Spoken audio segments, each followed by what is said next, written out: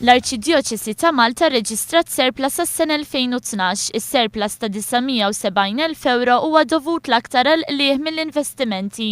Waqt konferenza tal-aħbarijiet fid-dar tal-anzjani tal-Knisja fl-Isla, il-kontrollatur finanzjarju Roberta Ġus spjega fid-dettall il-11 il-rapport pastorali u finanzjarju annwali tal-Arċidjoċesi ta' Malta li jinkludi riżultati finanzjarji ta' aktar minn 100 entità differenti.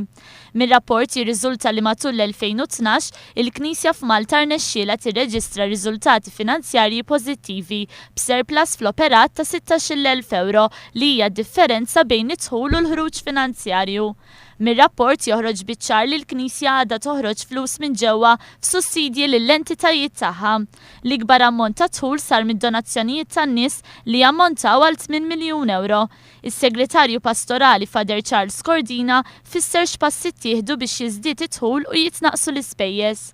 U żgur li ippruvajna ħafna naqsu mill-ispejjeż, ippruvajna naraw noqogħdu attenti ħafna fl-ispejjeż kurrenti ta' ħafna affarijiet, anki li ma nidħlux għal proġetti li forsi ma kenniex bżonnhom fejn stajna, u anki għaliex ippruvajna naraw kif nistgħu nġibu xi influws anki minn xi operazzjonijiet li għamilna. Pereżempju, l-Istitut Kattoliku rajna hemm il-possibilità li peress li hu post ċentrali li għamilna penthouse fuq u qed indaħħlu renta issa ta' kapital mhux ħażin peress li krejn mod kommerċjali. Minkejja riżultati pożittivi jidher li waħda mill-problemi ewlenin li qed tiffaċċja l-Knisja hija li dejjem qed toħroġ aktar flus mill-Fond Ċentrali sabiex tgħin lill-entitajiet li jaffaċċjaw telf.